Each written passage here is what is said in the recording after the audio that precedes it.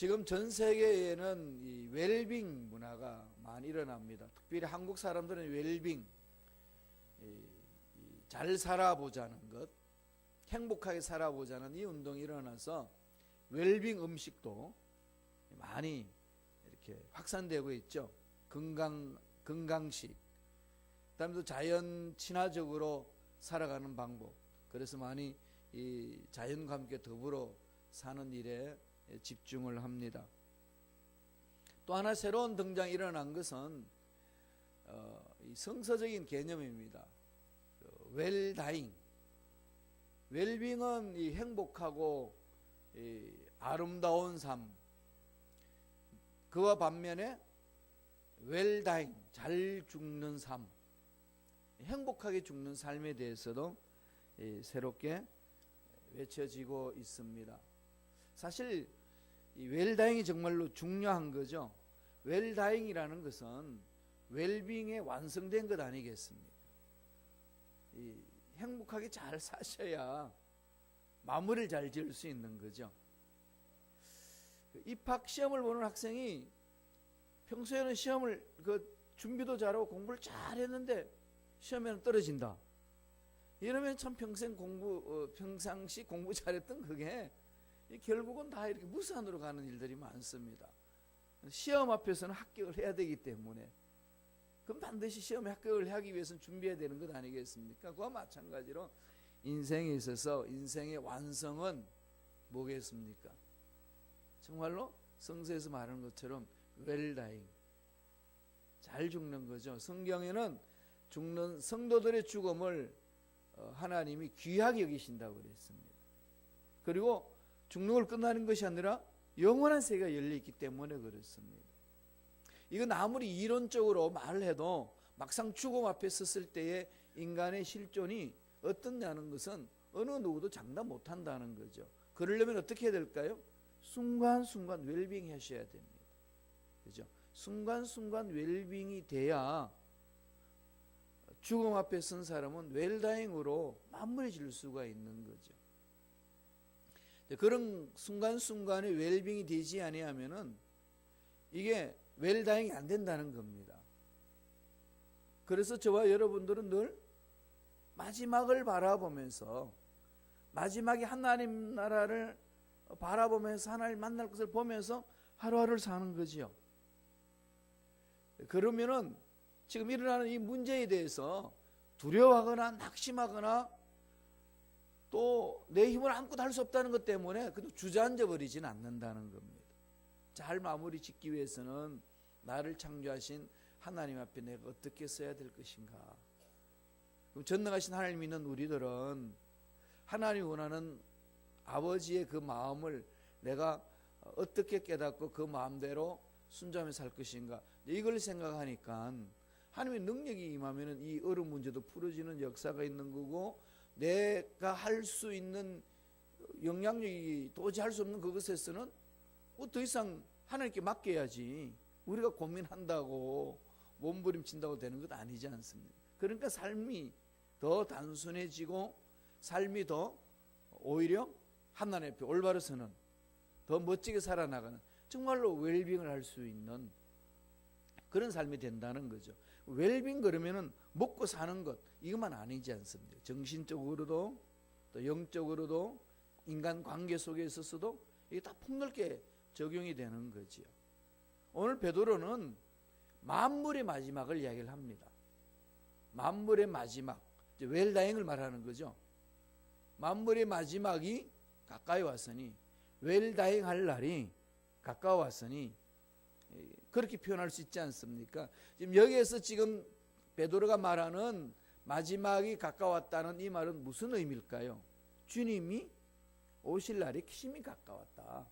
주님의 재림에 대해서 가까운 것을 말합니다. 그게 베드로전서 4장 7절이죠. 만물의 마지막이 가까웠으니, 아무리 우리가 이 세상에서 풍족하게 멋지게 잘 살겠다고 계획을 세워도 주님이 오시면은 다 정리를 해야 합니다. 아등바등 살든지 또 힘들게 살든지 재밌게 살든지 어떻게 살든지 간에 주님이 오시는 그날은 다 정리해야 됩니다. 어릴 때 여러분 그런 놀이 해보신 적 있나요? 땅 따먹기. 병뚜껑을 가지고 손가락으로 탁 튕겨서 멀리 갔다가 또다시 튕겨서 세 번째 자기 영역 안으로 들어와야만이 그 병마개가 병따기가 아니라 병마개가 돌고 돌아서 자기 영역이 들어오면은 그 영역이 자기 것이 되는 거죠. 그래서 그냥 크게 때렸다가는 들어오지 못해가지고 그냥 다 잃어버리는 이런 게임 아니겠습니까? 그래서 그 병마개 병뚜껑으로 이제 그런 놀이를 하다가 이제 쉬는 시간에 학교에서 많이 그렇게 하지 않습니까? 점심시간에 1시간 정도 시간 되면은 빨리 밥 먹고 나가지고 이야기를 합니다. 그러면은 그냥 그 병마개 병뚜껑을 딱 쳤는데 금에 자기 영역으로 들어오는데 약간 금이 물렸는지 안 물렸는지 보기 판단하기 어려울 때는 난립니다. 난 내 영역에 들어왔다 못 들어왔다 막 이러면서 이거는 잘못된 거다 아니다 맞는 거다 그러면서 나중에 말다툼하다가 싸움까지 하잖아요. 싸우고 뭐 뒹굴고 난리칩니다. 그러다가 학교 종이 땡 울리면은 그 네 땅 내 땅 찾아왔던 거 다 내버리고 다 교실로 갑니다. 또 그런 모습 아닐까요? 마지막 날에 이 세상에서 내 거다 네 거다 그렇게 아둥바둥했다가 주님이 천사장과 함께 나팔 소리가 오시면은 다 손 털고 가는 거죠. 손 털고 다 가는 겁니다. 그 마지막 어떻게 만날 거냐는 거죠. 베드로는 오늘 그것을 우리에게 말하고 있습니다. 결산하는 날, 그날은 정말로 기쁨으로 맞이해야 된다. 이 결산은 그날을 바라보면서 기쁨을 맞이하기 위해서는 순간순간을 어떻게 살아야 되느냐를 오늘 3가지로 우리 가르쳐 줍니다. 첫째로 어떻게 하라고 이야기를 하나요? 다 알고 있는 얘기죠. 그걸 한 번 더 강조해 줍니다. 근신하여 기도하라고 그럽니다. 심히 가까워왔다고 느끼면 느낄수록 두려움 속에 빠지지 말고 근신하여 기도하라. 지금 세상에 일어나는 이 자연이나 역사나 여러 가지 국제 정세를 살펴보면은 정말로 주님이 오실 날이 심히 가까웠다는 걸 느끼죠. 이러면은 그냥 사람 마음에 마지막 그러면 왠지 철렁거릴 때 있습니다. 두려움을 느낄 수 있습니다. 그럴 때에 베드로가 건면해 주는 걸 그러지 마라. 그런 일이 있어도 오히려 근신하여 기도하라. 우리 한국말도 있죠. 호랑이한테 잡혀 먹을 때도 정신만 차리면은 벗어날 길이 있다고. 그랬더니 애들이 그러더라고요. 안 해요, 목사님. 정신 차리면은 호랑이한테 어떻게 잡혀 먹는지 안 돼. 우리는 우리 삶에 있어서 어떤 어려움이 있든지 간에 근신하여서 깨어서 기도하게 되게 되면은 살아계신 하나님의 능력을 체험하기 때문에 어려움 속에서 망하는 것을 보는 것이 아니라 그것을 극복할 수 있는 능력을 체험하는 거죠. 베드로전서 4장 7절 한번 읽어볼까요? 이렇게 이야기를 합니다. 베드로가 다 같이 읽습니다. 만물의 마지막이 가까웠으니 그러므로 너희는 정신을 차리고 근신하여 기도하라. 마지막 때에 우리가 해야 될 일은 가장 기본적으로 해야 될 일이 이겁니다. 이건 아무리 강조해도 지나침이 없는 거죠. 근신하고 그다음에 정신을 차리고 근신하여 기도하라는 거죠. 근신한다는 말이 무슨 말일까요? 침착하여서 냉정하게 합리적인 마음을 가지라는 거죠. 정확히 분석해 봐야 됩니다. 그래서 정확히 분석을 해서 두려움 없이 상황을 대처해 나가는 거죠. 하나님 앞에 고하는 겁니다. 하나님, 제가 당하고 있는 문제 이런 문제입니다. 가정에 이런 문제입니다. 자녀에게 이런 문제입니다. 앞날에 이런 문제입니다. 우리 국가의 문제 이렇습니다. 여기에서 우리가 마음이 들떠가지고 이리저리 설치내는 모습이 아니라 전능하신 하나님 앞에 내려놓고 부르짖습니다. 베드로전서 5장 8절에도 뭐라고 그랬나요? 근신하라, 깨어라, 대적마귀가 우는 사자같이 두루 다니며 삼킬 자를 찾나니 그랬습니다. 근신하라, 깨어라, 정신을 차려라, 침착한 마음을 가져라. 하나님의 말씀에 사로잡힌 자, 하나님의 능력을 사모하는 자, 하나님의 음성을 듣는 자는 어떤 상황이 와도 마음이 침착해지는 거죠. 소돔과 고모라 땅이 멸망했을 때에 롯과 두 딸이 소알 땅에 가기를 고통스러우니까 들어가서 동굴 속으로 갑니다. 그 동굴 속으로 들어가가지고 어떻게 되죠? 소돔과 고모라 멸망받을 때에 소알 땅에 약간 피했다가 거기서 두려움과 동굴 속으로 들어가서 너무 두려운 나머지 모든 이성이 마비가 됩니다. 그러면서 인종 전파에 대한 엉뚱한 생각을 갖는 거죠. 세상 문제 앞에서 두려워하기 시작하게 되면은 이 모든 정신이 마비가 되어버립니다. 마지막에 가까워왔느냐? 끝이 왔다고 생각하느냐? 베드로가 건면합니다. 근신하여 깨어라. 기도하라는 거죠. 끊임없이 부르짖는 것. 그래서 하나님 앞에 쓰임받는 일꾼들은 늘 그럽니다. 기도에 실패하면 인생 실패한다. 기도를 올바르게 행하지 못하면은 하나님이 하시고자 하시는 그 일도 망가뜨릴 수밖에 없다. 이게 늘 이제 기도하는 일꾼들이고, 마틴 루터도 바쁘다고 핑계대지 마라. 나는 바쁘면 바쁠수록 더 기도한다.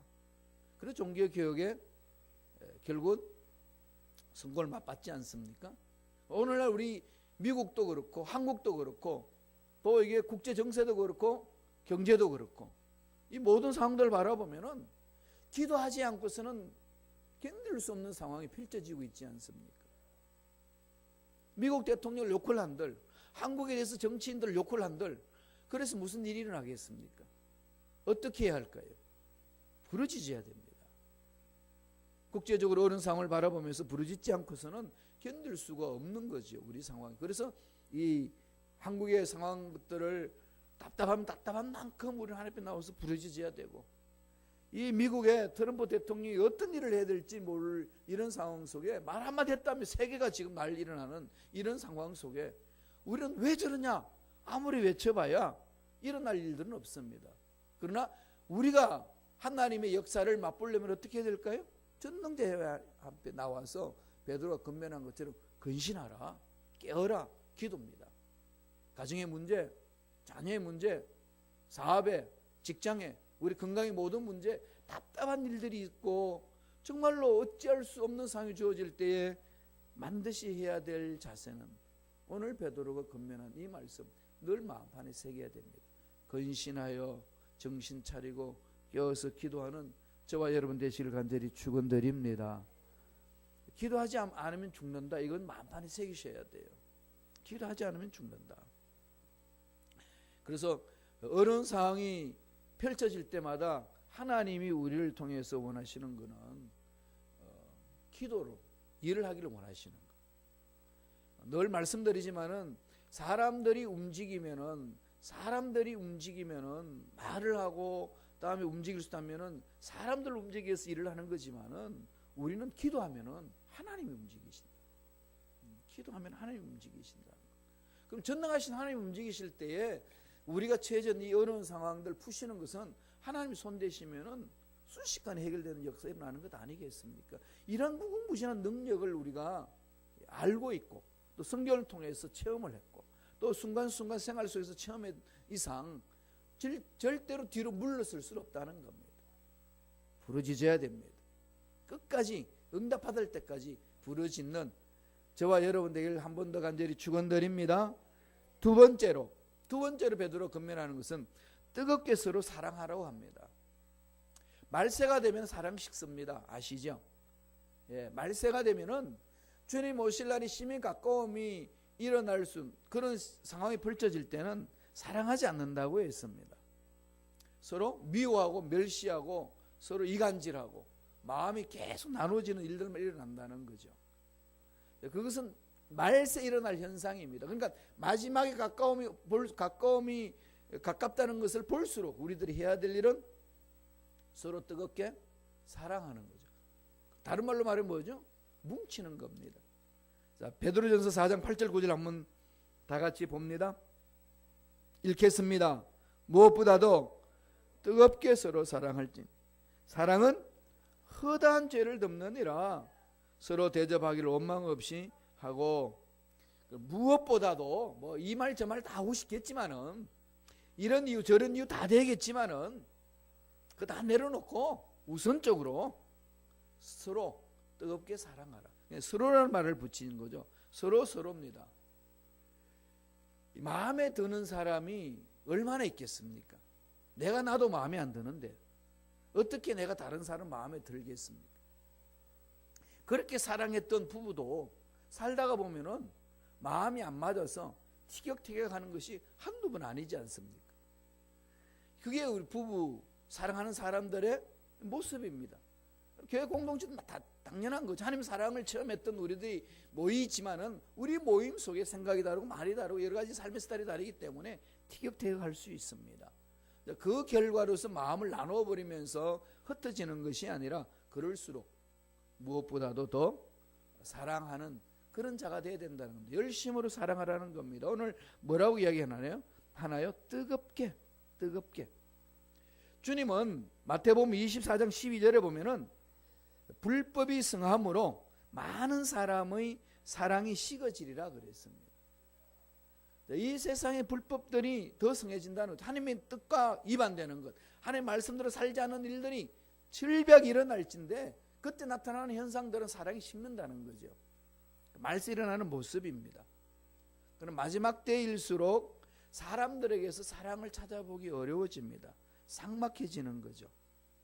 지금은 우리가 살고 있는 이 시대는 현대주의를 지나서 후기 현대주의라고 그럽니다. 후기 현대주의. 현대주의는 이성적으로, 그다음 논리적으로, 합리적으로 이렇게 생각하면서 모든 시스템을 만들어가는 시대였다면 후기 현대주의, 영어로 말하면 포스트 모던이라고 그럽니다. 후기 현대주의.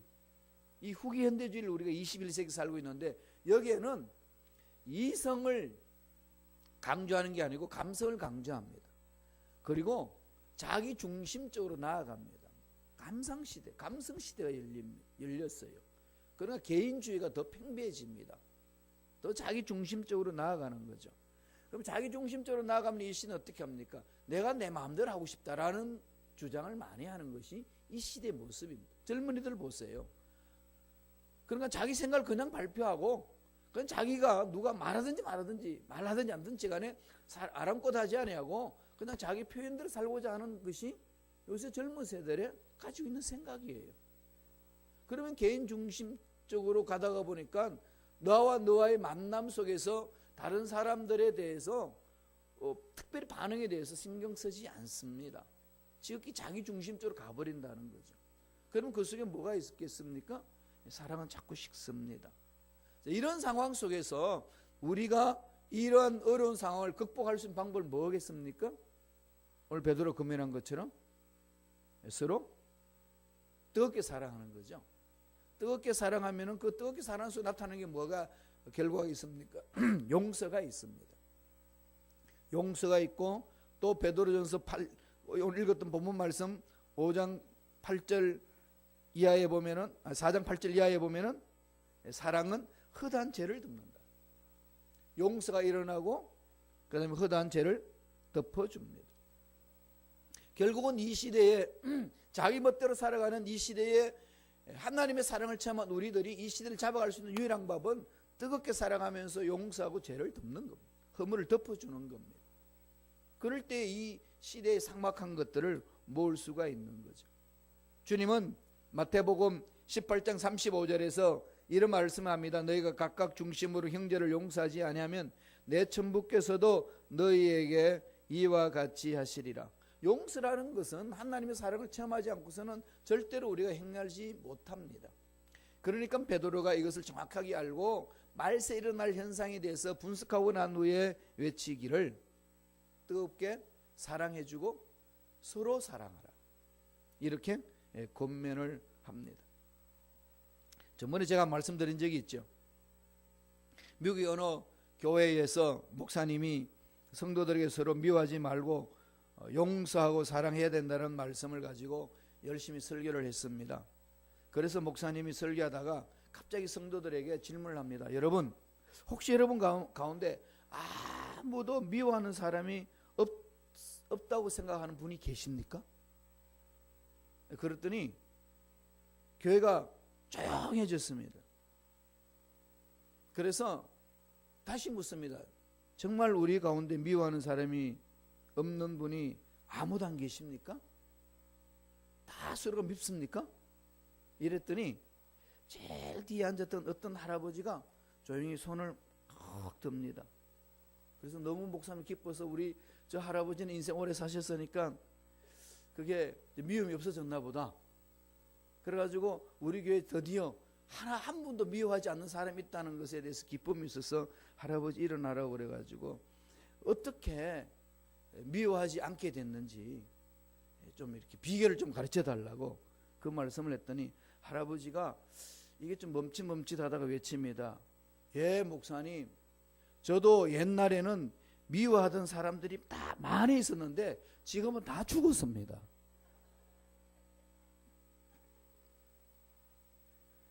사람은 살아있는 동안에 미워하지 않고 살 수 있는 사람이 없다는 얘기예요. 이 말세는 더 그렇다는 겁니다. 그러려면 우리들은 이 때가 가까워오는 같은 걸 현상을 통해서 느끼면 느낄수록 이렇게 뜨겁게 살아가자. 이 모토를 가지셔야 돼요. 베드로전서 4장 9절 보세요. 베드로 뭐라고 그럽니까? 읽어드릴까요? 베드로전서 4장 9절입니다. 서로 대접하기를 원망 없이 하고, 서로 대접하기를 원망 없이 하고. 이건 개인주의로 흩어지고 있는 세상, 부모 자식 간도 마찬가지고 형제 자매들 간에도 마찬가지입니다. 그러니까 교회 내에서도 동일하게 그 사건이 일어난다는 거죠. 그래서 늘 주님은 무엇이든지 남에게 대접받고자 하는 대로 너희도 남을 대접하라, 이것이 율법이요 선지자니라. 마태복음 7장 12절에도 늘 그 산상수훈에서도 그 말씀을 하지 않습니까? 우리는 다 알고 있어요. 다 알고 있고 이 어려운 시대 속에서 문제를 뚫고 나갈 수 있는 길도 말씀을 통해서 다 받았습니다. 그런데 자꾸 문제 앞에 떨어버리고 자꾸 인위적으로 뭔가 풀려고 하기 때문에 그 말씀 실천하지 못하고 말씀의 능력을 맛보지 못하는 어리석이 우리에게 있다는 겁니다. 늘 어려운 상황이 일어날 때마다 베드로가 지금 건면했던 이 말씀, 뭐 주님이 하신 말씀도 우리 만판 늘 새기면서 오늘 본문 말씀을 통해서 해야 될 것은 어떻게 하라고요? 서로 뜨겁게 사랑하는 것. 그래서 사랑의 공동체를 만들어내는, 가정에 가도 사랑의 공동체요, 구회에 가도 사랑의 공동체요, 교회에 와서 봉사해도 사랑의 공동체요. 그 세상에서 맛볼 수 없는 사랑을 맛보는 것, 그게 예수 믿는 자의 힘 아니겠습니까? 그런 은혜가 넘쳐나기를 간절히 축원합니다. 마지막 세 번째로, 그러면 마지막 때가 심히 가까웠다 느낌 어떻게 하라는 거죠? 은사 받은 대로 서로 봉사를 하는 거죠. 은사 받은 대로. 하나님이 우리를 불러주실 때는 각자에게 은사가 있습니다. 은사 받은 대로 사는 거죠. 베드로전서 4장 10절에서 그렇게 말합니다. 천천히 한번 읽어볼까요? 한 목소리 읽습니다. 각각 은사를 받은 대로 하나님의 여러 가지 은혜를 맡은 선한 청지기 같이 서로 봉사하라. 그러니까 늘 지금 베드로는 이 말세 일어날 현상들을 정확하게 하나님으로부터 은혜를 통해 가지고 분석하고 난 후에 하나님의 주신 말씀을 선포해 줍니다. 서로, 늘 서로 흩어질 것을 알고 늘수록 서로 봉사하라. 서로 봉사해 주는 거죠. 서로 섬겨주는 겁니다. 이건 주님이 오셔서 하셨던 말씀하고 같은 맥락이죠. 마가복음 10장 45절에 뭐라고 그러나요? 내가 온 것은 섬기를 받으러 온 것이 아니라 섬기러 왔다. 섬겨주러 왔다. 목숨까지도 내놓고 섬겨주러 왔다. 그렇게 하라는 거죠. 그리고 섬겨줄 때에 어떻게 하라는 거죠? 은사 받은 대로. 은사는 자기가 잘할 수 있는 겁니다. 하나님이 잘할 수 있는 것들을 다 각 사람에게 준 거죠. 그대로 하면 된다는 겁니다. 사장시키지 말고. 그건 은사 받은 사람은 하는 일이 잘하고 또 그 하는 일을 통해서 기쁨을 누립니다. 재미있습니다. 그렇기 때문에 힘들도 어렵다고 생각하지 않고 나가서 자꾸 잘하는 일로 섬겨주잖아요. 이게 서양 문화입니다. 기독교 정신으로 무장한 나라들은 대부분 다 그렇습니다. 선진국의 모습 아닙니까? 그래서 발런티어들이 참 많습니다. 자원봉사에서 뛰어나가잖아요. 집에서 그냥 가만히 쉴 수 있는 나이인데도 불구하고 그거 그렇게 하지 않고 나와가지고 자원봉사로 섬겨줍니다. 어떤 이익을 얻기 위해서 하는 것이 아니라 하나님이 나한테 주신 그것을 가지고 내가 사람들을 섬겨주리라. 이런 것이 예수 그리스도를 잘 믿는 사람일수록 나타나는 현상이고 또 하나님 말씀대로 살아가는 교회 공동체에 일어나는 모습입니다. 마지막으로 베드로전서 4장 11절에 이렇게 말합니다. 만일 누가 말하려면 하나님의 말씀을 하는 것 같이 하고 누가 봉사하려면 하나님이 공급하시는 힘을 하는 것 같이 하라. 이는 범사에 예수 그리스도로 말미암아 하나님이 영광을 받으시게 하려 함이니 그에게 영광과 권세와 세세에 무궁하도록 있느니라. 아멘. 만일 누가 말하려면, 그죠? 하나님이 말씀하시는 것처럼, 만일 누가 일을 하려면 하나님이 공급해 주시는 그 힘의 능력으로, 그러면서 하다가 보면은 주님이 오실 것이고, 주님이 오시면은 그렇게 말씀대로 순종하는 우리들을 기쁘게 받으셔서 잘했다 칭찬해 주시는 그런 은혜가 넘쳐날 줄로 믿습니다. 그게 바로 웰다잉 아니겠습니까? 마무리를 잘하는 인생 아니겠습니까? 오늘 베드로가 건면한 이 말씀 마음판에 새기시면서 어려운 상황이 말세는 일어날 수 있습니다. 생각하지 않은 일들로 인하여서 우리가 고통당할 수 있습니다. 그럴 때일수록 깨어서 기도하고 뜨겁게 서로 사랑하고 하나님이 허락해 주신 은사대로 봉사하면서 하나님 일을 잘 감당하는 저와 여러분 되길 간절히 축원드립니다. 기도하겠습니다. 하나님 아버지, 순간순간 주님이 오시면은 지금 나의 삶은 어떻게 될 것인가 늘 의식하면서 한순간도 허송세월 보내지 않도록, 헛되게 보내지 않도록 주여 우리를 지켜주시고 보살펴주시고 인도하여 주옵소서. 우리 인생의 마지막 자리에 섰을 때에 결코 후회하지 않는 삶, 오히려 기쁨과 즐거움으로 주님을 맞이할 수 있는 우리의 마지막이 될 수 있도록 주여 우리의 삶을 지켜 보살펴 주옵소서. 나사렛 예수 이름으로 맹하노니 순간순간 하나님 뜻대로 살지 못하도록 두려움을 주고 문제 앞에 끌려다니도록 만드는 모든 흑암의 세력은 떠나갈지어다. 사라질지어다. 머리부터 발까지 모든 육체 질병도 깨끗하게 낫는 역사가 일어날지어다. 앞날을 가로막는 모든 문제는 떠나갈지어다. 막힌 것은 열려질지어다. 물질의 복이 말지어다. 육체의 강건한 복이 말지어다. 자녀들 앞날에 좋은 일들이 일어날지어다. 은혜 감사하여 하나님 앞에 감사 기도를 드리며 감사로 예물을 드립니다. 주여 예물 받아주시고 우리의 소원 이루어 주시고 물질의 복도 더하여 주시옵소서. 감사하고 예수님의 이름으로 축복하며 기도하옵나이다. 아멘.